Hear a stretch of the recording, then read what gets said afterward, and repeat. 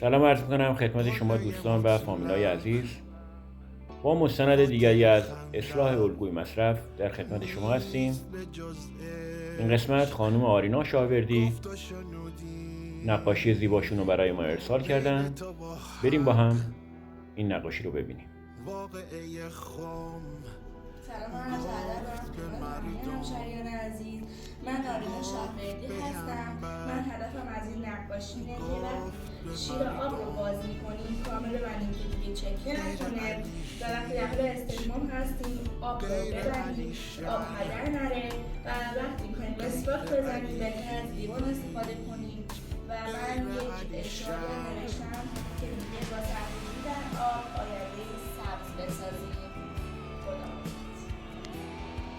حالا ببینیم آرینا چی گفته.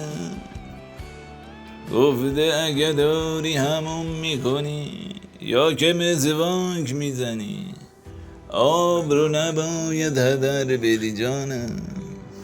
من میدونم که امسال آب کمه همه باید مراعات کنیم. آفرین آرینا آفرین بر تو بسیار زیبا بود.